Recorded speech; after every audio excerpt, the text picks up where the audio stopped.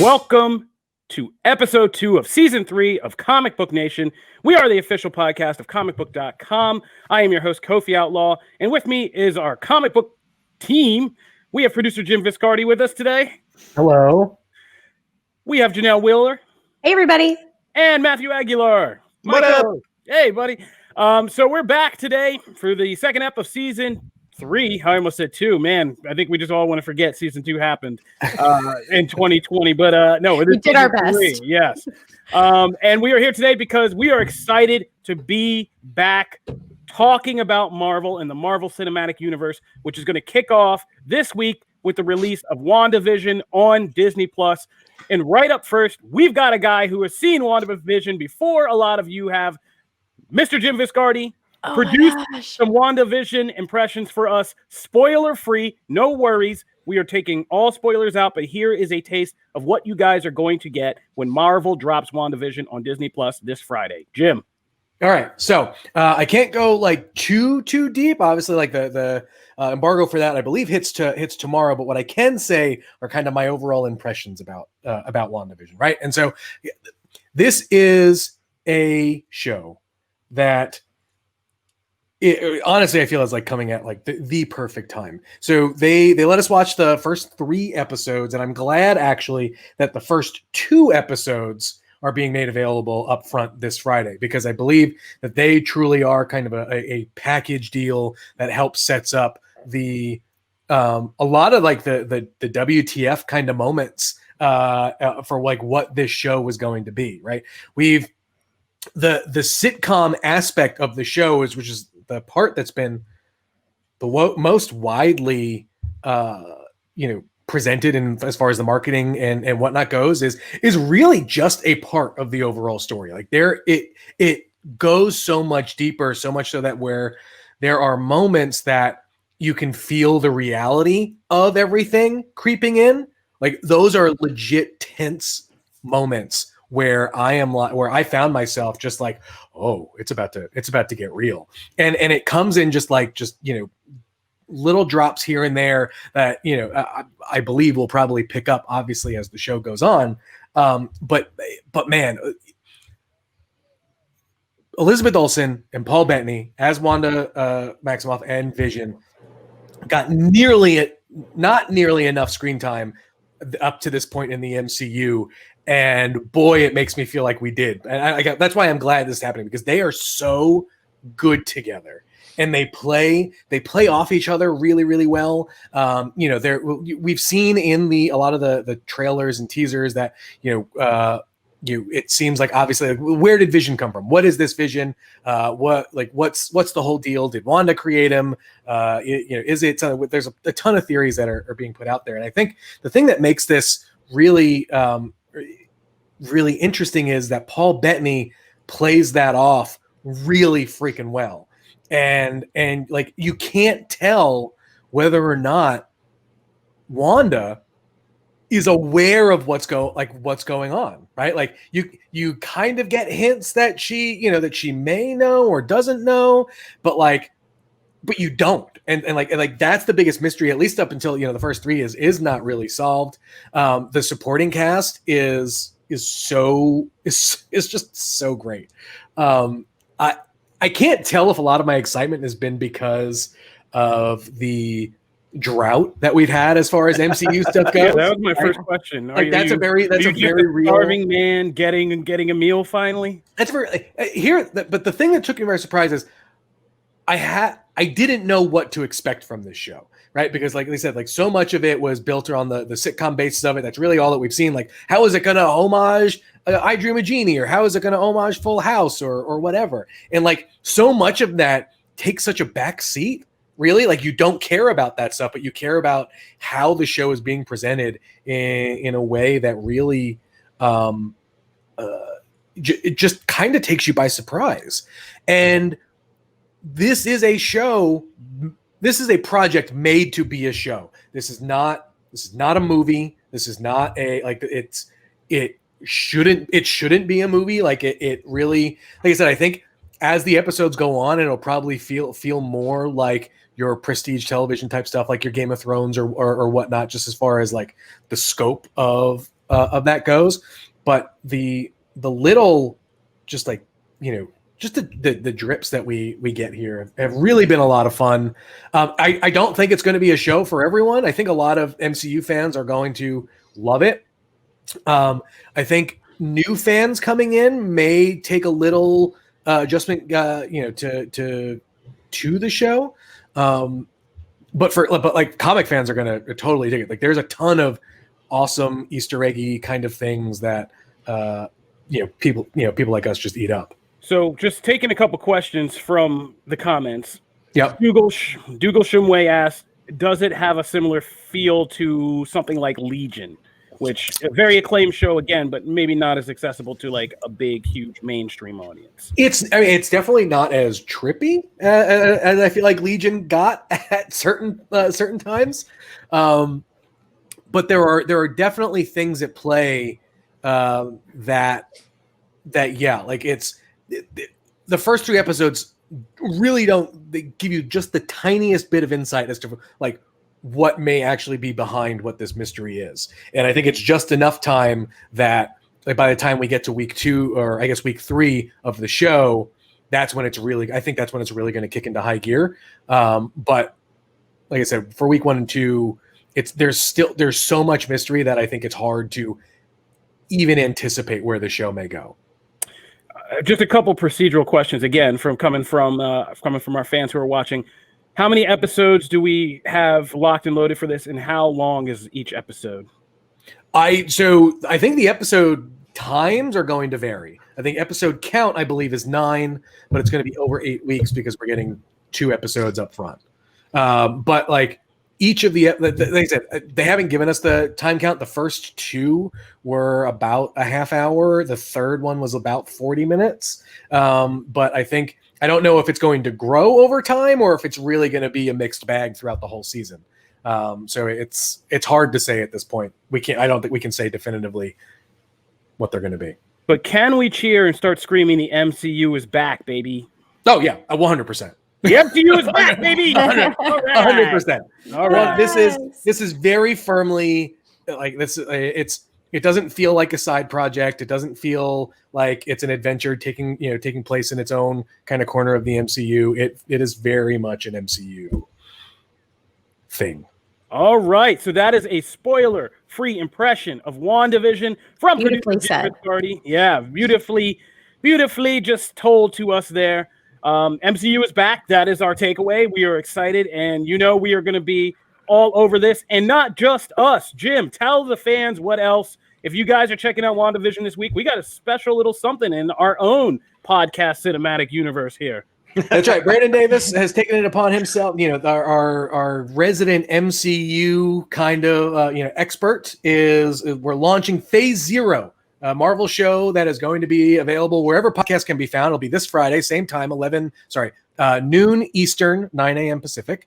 And it is going to be the next couple of weeks obviously are going to be an exploration of what's going on in WandaVision out and your MCU news. There'll be some interviews. I think Brandon's got Kevin Feige lined up, for Friday. So that's definitely going to be a lot of fun. I think the first episode will be Brandon, myself, and Jamie Jurek, who's been on Comic Nation a whole bunch. So definitely tune in. But yeah, it'll be a lot of fun. It's where the audio will be available later Friday afternoon. Otherwise, you can watch live on Twitch, on Facebook at noon Eastern, 9 Pacific. Man, we're officially the Iron Man of this thing. Yeah, it's like, look, that was one of the things that we want to do. So now you can get comic book programming 3 times a week live. Monday is a Wild Podcast has appeared. Wednesday is Comic Book Nation. Friday is Phase Zero. So look at that. We're just building our own little network here. It's awesome. Yeah. Make sure you follow. All right. So yeah, you guys know BD. He's going to be doing Phase Zero, and I'm sure we're going to be having some fun crossovers, fun with him on absolutely. that. So keep your eyes peeled, and it launches this Friday with WandaVision, so you have a place to really dig into the series with. I mean, I don't know if anybody knows. We're going to talk spoilers, so you better watch it before you come watch us. Yeah, BD knows everything that's happening. I think BD has been shadowing Kevin Feige for years and knows everything. You've been asking him about Nova for Nova, 5 years. Yeah. Look, if you tune in on Friday, you'll get an update on Nova as well. Hey, there you go. That's the Every sizzle. time.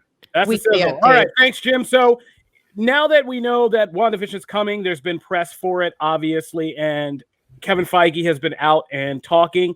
So we thought we'd kind of round up just quite a few things that they've been talking about what's going on after this long year delay of 2020 with the current phase of Marvel Cinematic Universe projects, as from our interviews with Feige and a bunch of other outlets. So some fun things to kind of go over. Just we're going to run through. First of all, it was kind of cool. We got our first kind of confirmation of what we all knew, but now have confirmed.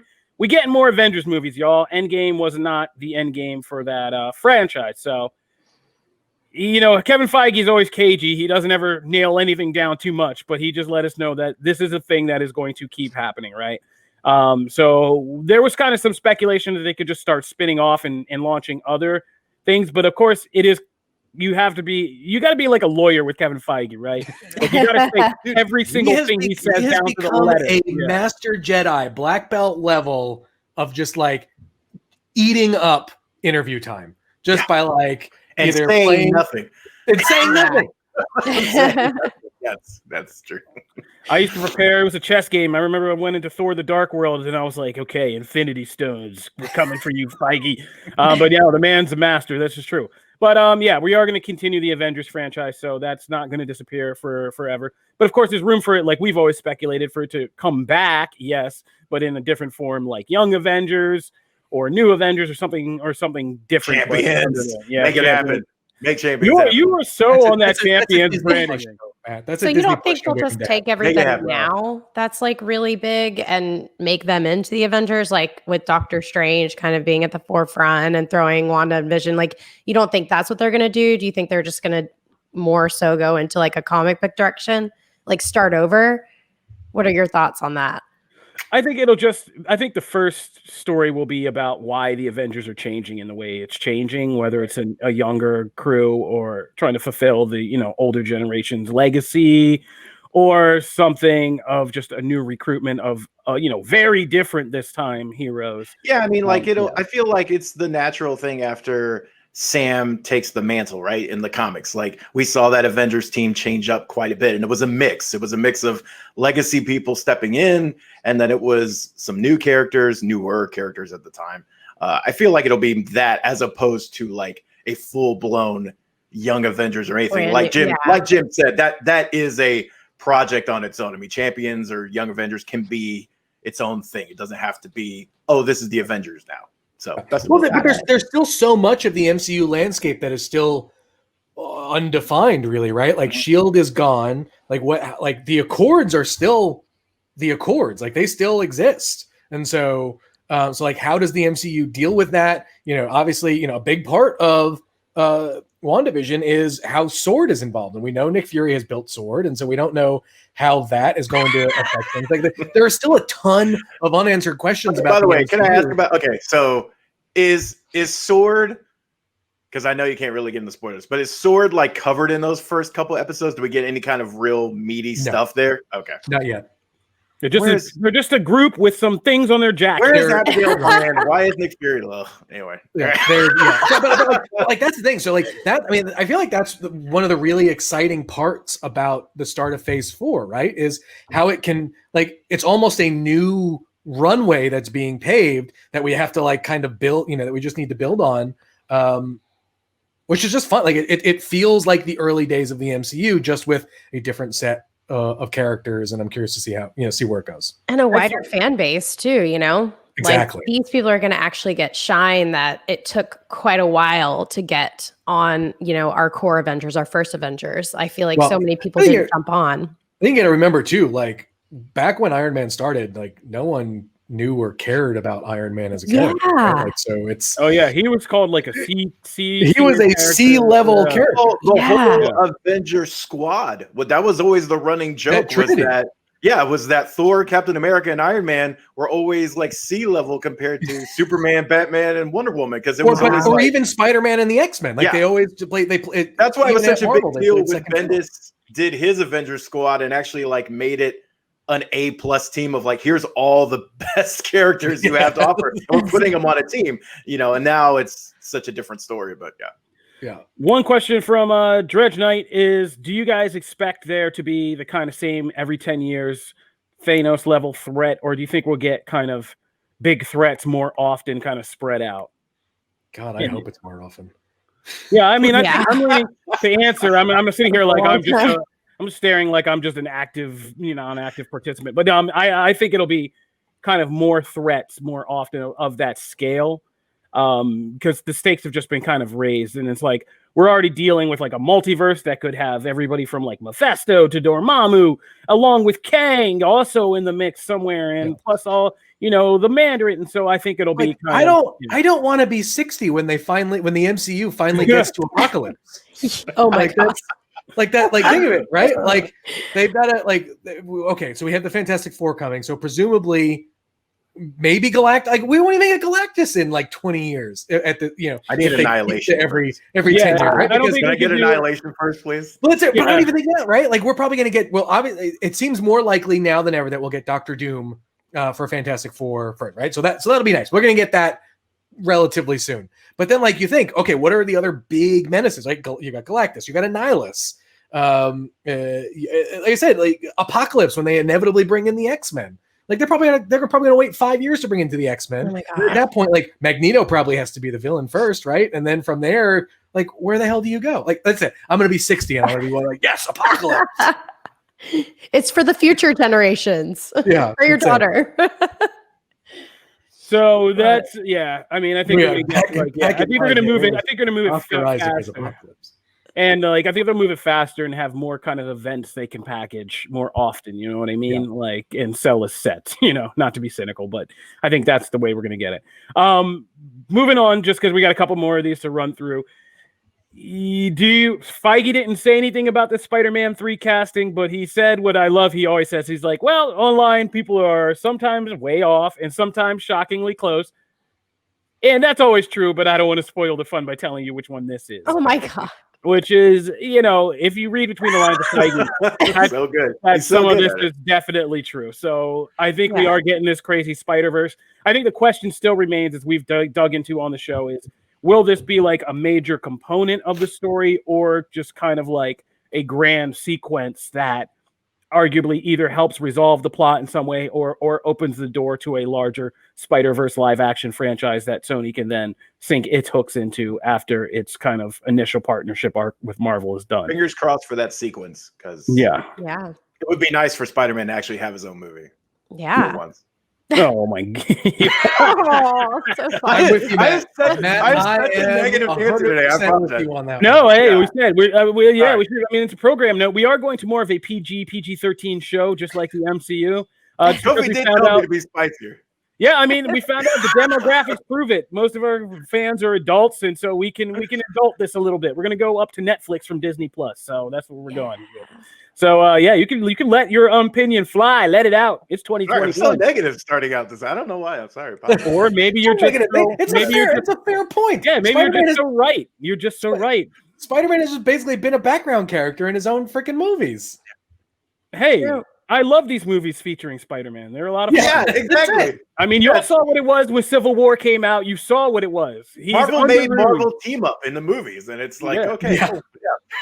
Yeah, I mean that's exactly it. That couldn't have been a more perfect analogy. The Spider-Man movies are basically Marvel team up. Yeah, I mean, I don't know if you guys are looking around, but I don't think anybody's getting their own movie anymore. Like that's true. Thor: Love and Thunder is an event. The Guardians just landed to film that. Like Spider-Man's gonna have everybody from every franchise. Shang-Chi is the only hope. Show. That's it. No one has been spliced in the Shang-Chi yet. Maybe, the Mandarin's already gonna be connected. I mean, I'm not gonna be surprised when Danny Rand shows up for a cameo. I'm actually curious to see if anyone's going to show up in Eternals. Yes, I need Felicia Hardy. In this whole MCU conversation, that is the movie that no one is talking about. And like, as someone who's a giant fan of the Eternals, like I'm worried.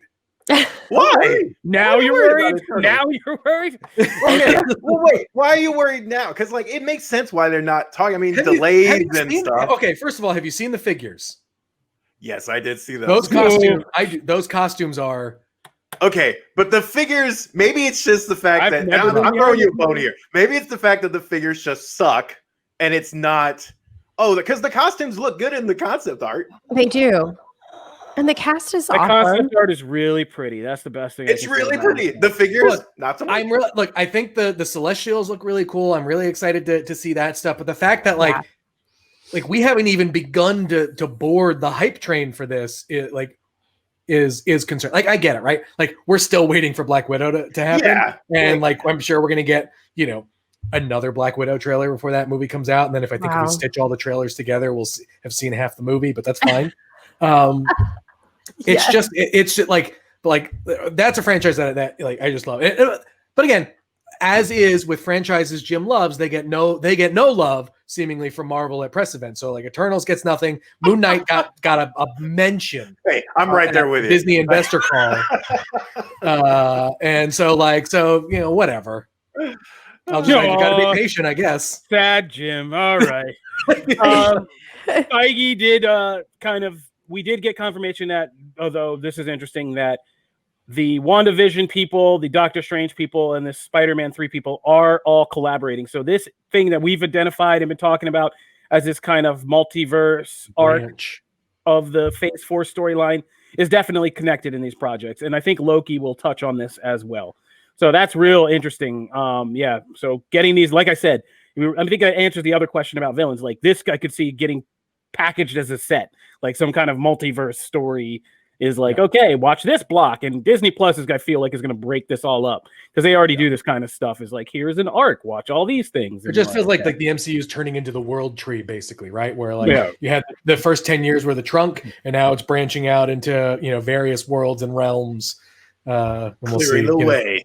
And I love it. I think it's great. Yeah, another update that's good. Deadpool has been confirmed rated R in the MCU, so that is happening.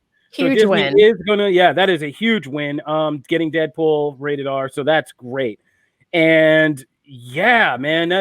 Somebody said that as soon as we did. Hey, Profile 10. You're really on the point. Yeah, so Deadpool is going to be rated R in the MCU with Ryan Reynolds, who's working closely with Kevin Feige on developing this next stage.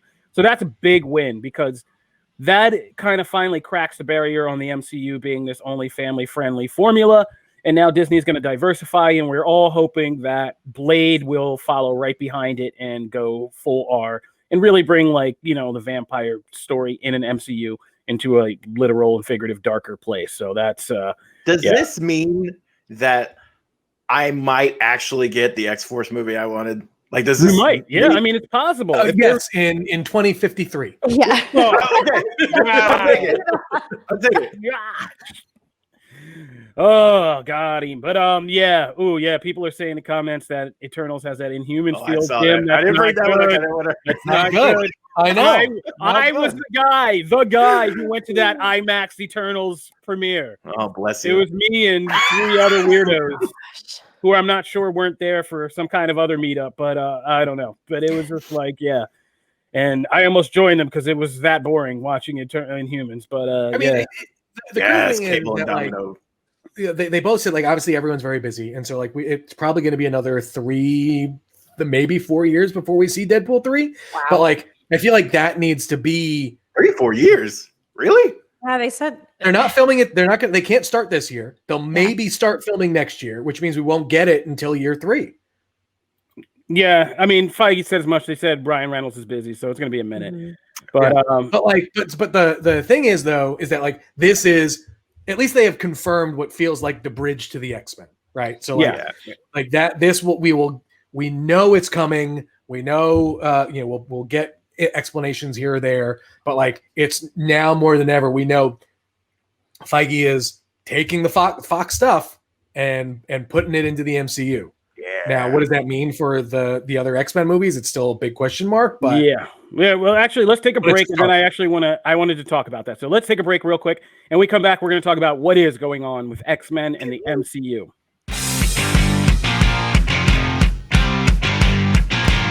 All right, so we're back. We're talking all these Marvel Phase 4 updates from Kevin Feige that we got recently, and we were talking Deadpool 3 being confirmed as rated R in the MCU. And as Jim was saying, this is we're seeing the first steps towards building the bridge to the X-Men making their MCU debut. Kevin Feige wouldn't say anything kind of firm on that. He just said that it's a ways off, and there's long ongoing discussions about how they're going to do this and adapt them for the MCU. And that's kind of the question I just wanted to pitch you guys to kind of finish up our Marvel MCU talk. What do you think for this kind of version of the X-Men we're getting in the MCU? Because I've been kind of racking my brain about like what it should be, because there's a problem of, what era are we adapting of the X-Men who have wildly changed in different eras, and how do we do it in a way that feels organic and logical to explaining why they appear in the MCU now, or why we didn't know about them before? And personally, I think I want an amalgamation of kind of like the classic 90s stuff and some of this House of X stuff. Because I think there is like a lot of good stuff that House of X is kind of put together that I think should be adapted for these movies without getting too deep into like the House of X, X-Men soaked lore of it all. I think it's interesting to have them have a mutant nation. I think is very interesting. Having them do this kind of powers, combining powers to achieve godlike stuff is really interesting and would make them much different from any other characters in the MCU. I think having a character like Moira is kind of key, that you can play with kind of different versions of the MCU without having to do kind of all multiverse things, and why mutants might have an agenda and like in a battle plan because she's seen stuff that goes horribly wrong, and why they maybe didn't reveal themselves to humanity, because they did that in a different MCU and it didn't go so hot. Can you imagine a quiet council meeting in like the MCU? Oh my God, I'd lose my mind. Try not to cuss there. They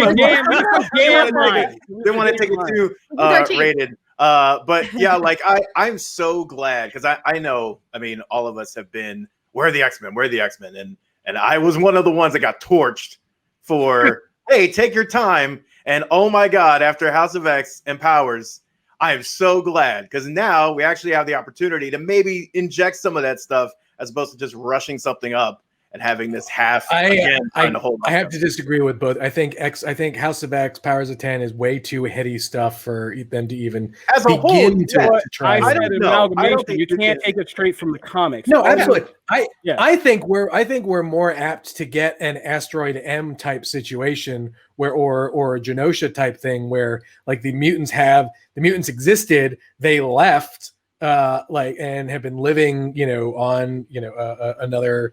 Yeah, Krakoa works just like that, though. Yeah, yeah. Why can't you do? Because like that, and it makes sense that they live on a mutant island. Like, they've kept themselves away. They have their own government, and when they finally mesh with like all these other heroes and like our societies, it's this interesting clash of things, and you slowly learn some basic things. They don't need to get into the fact that like, I don't even say like they have to be like, oh, they have to be reborn and like they can never, like, you don't have to go everything in-house, but I think some of those core elements can easily be moved in. And I mean, I'm sorry, this is also a Marvel universe that at the beginning I feel like everybody was like, no, multiverse, people won't understand multiverses, people won't understand all this, and now we're like getting into stuff like that. So like BS, I call BS on the fact that people can't understand things. It's fine. Yeah, and I mean, I just think there has to be a way to keep, I think the X-Men kind of old school, we're just like mutant superheroes operating in secret in a world of fear and hates us, is kind of played out now. I think the civil rights analogies that it was kind of touching on are played out now and very different. I don't think anybody wants to retread a Magneto Professor X rivalry again. It's like the Uncle Ben and Batman origin of movies. Like, again, like we've seen this so many times. Like, I think them being together and linked in this kind of thing and running an entire mutant nation is more interesting. Yeah, I don't know. But that's a question we could be arguing about forever. We have a question in the chat. I heard Rogue being in Captain Marvel 2, not too crazy about the idea. Good origin story for Rogue, but not a fan of Brie Larson. Yeah, I know. You hurt my soul, Marcel. Can't help you with one of those. We cannot help you with one of those. But it would. I think the Rogue story is a classic. I mean, that's some of the most classic imagery. I think it would be interesting if Carol Danvers did go through that point of losing her powers and all of that stuff. Okay, can I be honest? If you talk about pearls and you talk about like seeing the death of like Uncle Ben and seeing the death of, I am so over Carol losing her powers. If I see that one more time, I'm gonna vomit. I hate that storyline so much. I've seen that in the comics like 80 times. She like gets her memories wrong, and even in the latest run, they even make kind of a meta joke on it in one story of like, seriously, the character is sick of that happening. I'm good with keeping Rogue separate and letting Captain Marvel be Captain Marvel and just do something else. I just thought about for a second on the X-Men front, like all the villains that they have, and like I'm gonna be dead before half of them show up on the screen. Wow, No. Jim, you are I thought I was negative. Like I'm saying, like when are, like I want how long we were this close to seeing Mr. Sinister on screen. This close. You don't And, want like, that B version of Mr. Sinister? I understand, but now when we get the A version of Sinister, like it's gonna be forever. Oh man! Oh boy! I think it's important that they have familiar characters for people who are not super confident or don't know the story. That House of X, House of M, like all of that stuff. You guys know I'm a beginner in this, and so if I saw Rogue, if I saw Storm, like I would feel more comfortable with that. Listen, I'm just gonna tell my kids the House of X is the X-Men. That's it. Like, yeah. People are gonna be like, "What's this?" I'm gonna be like, "That's the X-Men," and that's you didn't know? No, yeah, you know. But yeah, we still got. I mean, this is the biggest question facing the MCU, even more so, I think, than the Fantastic Four is how they do the X-Men. And at least we know how Deadpool's coming in. He's coming. We were this close to getting Omega Red. This close. Now, okay, I know you love that character, so that one hurts because it was going to be in Deadpool, correct? Yep. So they were going to do that right. So that one hurt. Disney Plus character at best. Oh, all right. Whoa. Yeah. Let's move it. Let's go.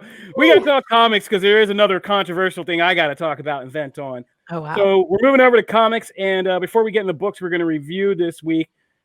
They're doing another clone saga. Miles Morales, Spider-Man clone saga. I had to look this up. This is like the third one. I couldn't even get a clear point point of view. I didn't even know what nobody can. Yeah, don't worry. That's not good to know I'm not alone. Yeah, no. I am going to throw a grenade in a stump though. I did love that 90s clone saga. You could come at me. You guys I'm not coming at you. I bought every single issue. I bought every single issue. I ride with Ben Reilly to the day that I die. He's a true hero. In some ways, I think he's a truer hero than Peter Parker, but I love Ben Reilly, but yeah, Scarlet Spider for life. And Kane, come on, buddy. Kane was great. Oh my God, we are bonding over the weirdest thing. I never would have thought we would have agreed on the Clone Saga. And his poor Quasimodo face when he finally took off the mask, and I was like, "Oh, Kane, you're just a tragic anti-hero." Now, can I say though, the story makes absolutely no sense. Oh no, I didn't say that. Absolutely terrible as a plot. It was I mean, the story was basically that Miles Craven the Jackal had clone plans on clone plans on clone plans on clone plans. It was so editorially driven by we need to keep this alive, and you can feel it. It's lost. Yeah. It's essentially lost of we got to keep this going. We got to keep answering these questions we keep presenting. And then we ran out of answers. And so that was the best. I think the best part was the end because it was like you revealed that Norman Osborn was behind it all. That was good. That part was fun. But Miles Morales Clone Saga is coming our way. How you guys feeling, Jim? I know you got something to say.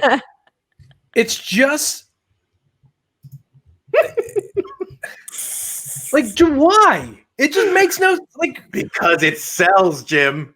The last one that Slot did. I understand nostalgia is hot right now. No one looks back at that Clone Saga fondly. That is even. I know, but they buy them. That Slot one sold tons of copies and was a huge talking point because of how bad the original was. Give Miles his own damn stories.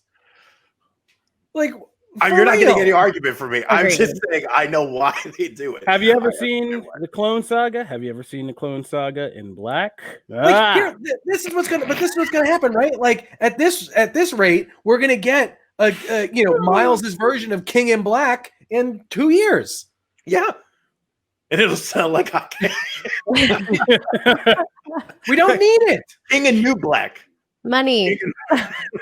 King in Deeper Black. Yeah, there you go. The question is, Matt, will we be reading those? Here's the thing. The team behind it is quite good. Which is unfortunate. Okay? So it's a good team. Also, they say, now granted, this could also be just PR speak, but they say in the email that kind of talks about some of the stuff that this is really something they've been planning for years. Yada yada. They've been planting the seeds in the story. Who knows if that's the case? Because of the creative team involved, I am intrigued to at least see what they do differently. They're supposedly he has 3 clones. And they've already revealed the designs, which are actually admittedly pretty cool.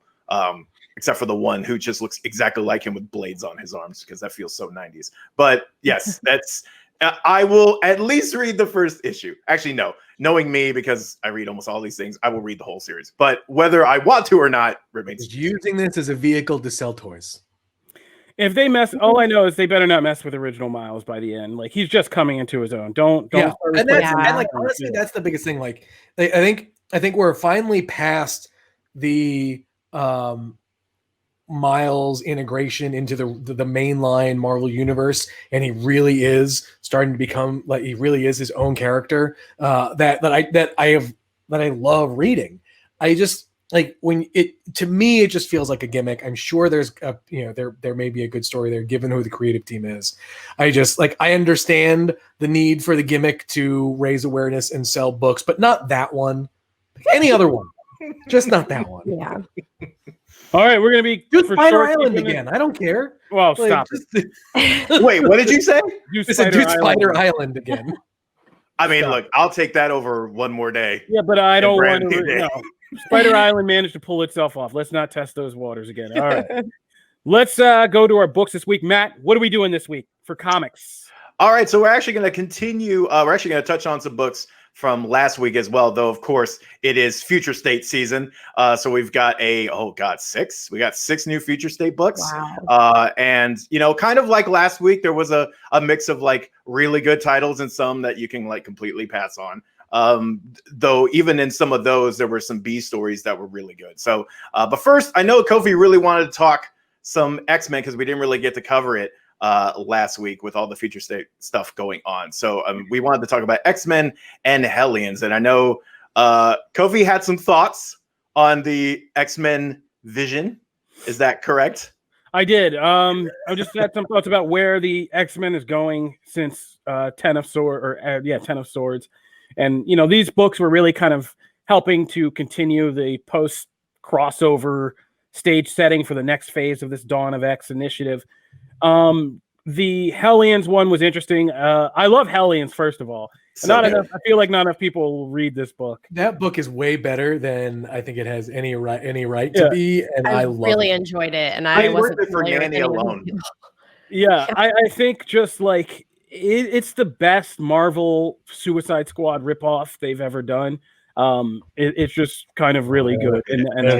Did you not read King and Black Thunderbolts this week? Oh no, I haven't gotten. I haven't gotten to that yet. No, that was very good, and basically like Suicide Squad, so much like it to the like where they play the gag of people just dying. Yeah, I'm looking forward to that. As soon as I heard King and Black Thunderbolts, I kind of got the concept. I was like, oh boy, some people are gonna really buy it. So that's gonna be cool. But yeah, I like Hellions. Is one of the stronger kind of new titles in this Dawn of X line, and this week is great. They had and they just do weird, funny stuff in this book. So like, you think this cheesy 90s recap of Cameron Hodge comes back, but it's this whole thing about him and infecting these robots with his techno-organic virus, which all falls apart when he finds out that, spoilers, he's not really Cameron Hodge. He's a robot and has his robots like shoot him down. But it takes a dark turn at the end, and that's what I love about this book is it can shift so much. Yeah. And after all this funny confrontation with this kind of cheesy classic X-Men villain, we get this dark turn that, Psylocke is ordered to destroy this race of AI robots that have just become self-aware, and like Havoc had this hilarious kind of brief ambassadorship to kind of making mutants friends with these robots, which is a big deal because mutants and robots have a very bad future timeline kind of, I don't want to call future history, but that's kind of what it is. But yeah, and so they kill all the robots. And we find out that the X-Men actually have what equates to like a genocide protocol for artificial intelligence. Is they're going around the world, and anytime they see it start to pop up, they're taking it out. Gotta keep that Nimrod from happening, man. Yeah, they're trying to stop that Nimrod. But and this goes back to House of X and Moira's kind of vision that it's inevitable that it basically it said in House of X that mutants and machines are the two offshoots of humanity that will battle for dominance. Far enough down the timeline, and they're like Highlander, there's only room for one, right? But my thing was like, this is kind of dark, and it kind of makes the X-Men just like the people they've been fighting against all these years. Like, are you better than the Sentinels? Thank you. Yep, that's exactly Thank right. you, I saw that Nick comment. Campbell. Yeah. Nick Campbell, the X-Men are acting like Sentinels.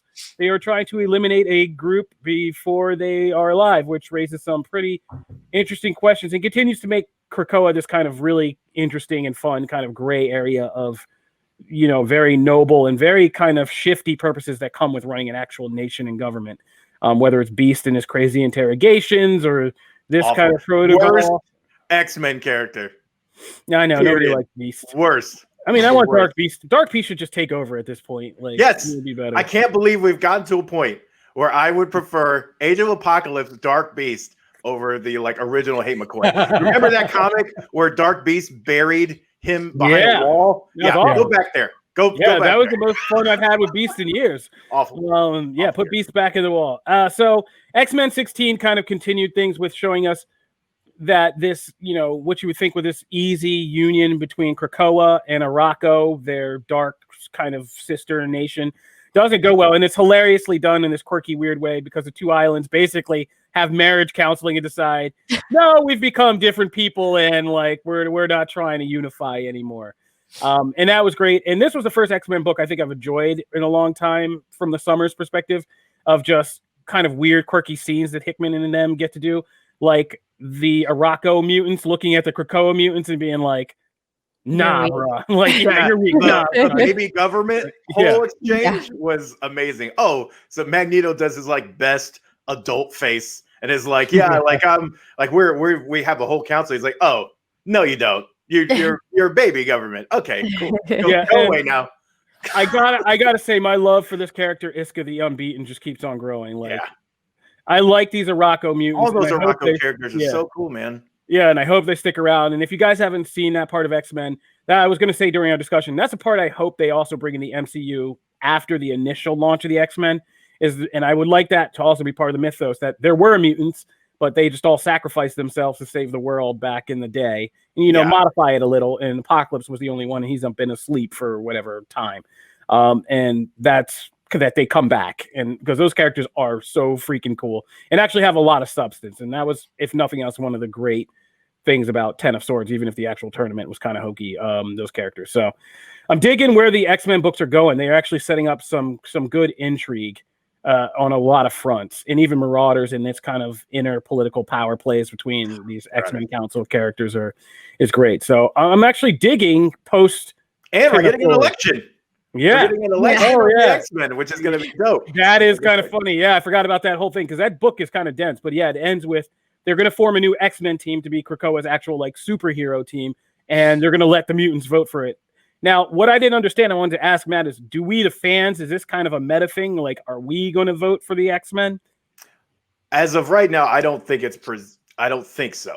I think it'll be they're going to have because in Marauders, they talk about their gala that they're going to have. And someone even mentions they're probably going to announce the new X team there. So it seems like there's probably going to be an issue or two where they're debating that kind of thing.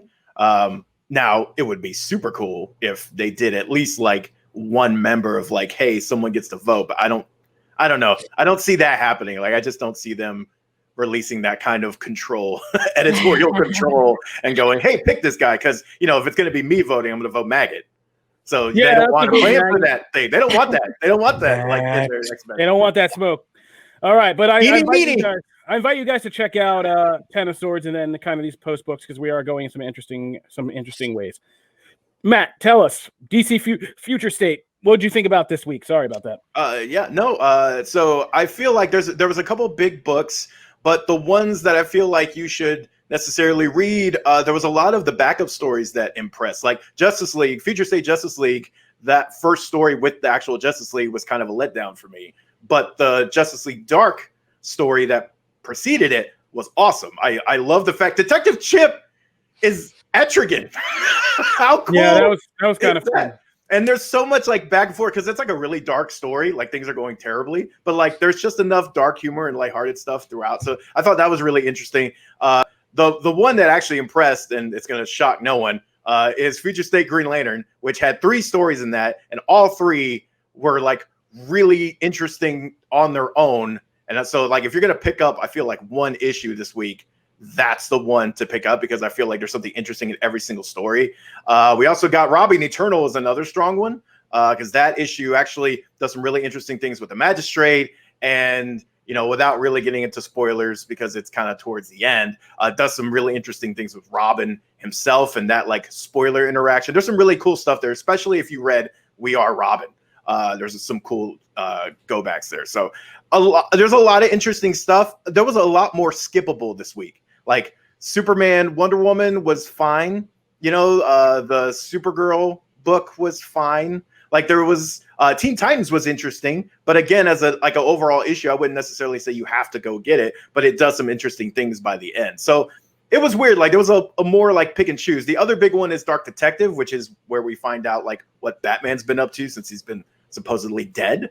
So I mean that one Dan Mora could draw the phone book, and I would be interested. That book is gorgeous, and but as far as like the character stuff, it is interesting. It's one of those things I feel like we were promised Joker War for so long of like, hey, this is a back to basics Batman. And then in this issue, like alone, it feels like it's a back to basics Batman who doesn't have all the tools and money at his disposal. So I thought they did some really interesting stuff there. So if you were waiting for Joker War to kind of deliver that, just go read this issue and read the series. I have a totally superficial comment about Future State, and it's the trade dress on the covers is oddly distracting.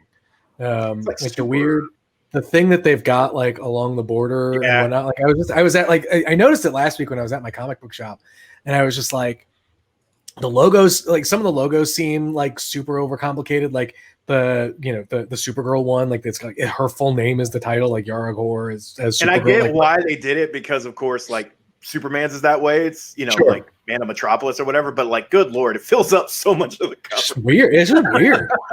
Yeah. I will say I do like this is a very radical change for comics kind of in general. It's on a line wide kind of scale is like the almost anthology aspect that these books are carrying, the multiple stories in one book, the books being a bit more oversized. So I'm curious to see if this is something that sticks, if people are if this does make change. I don't know if it will.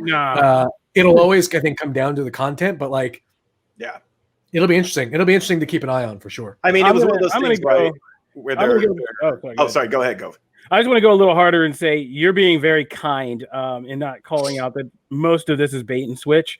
Like you buy a book that says Justice League, but most of the pages you're going to be reading are Justice League Dark. And that could be hit or miss, like Matt said.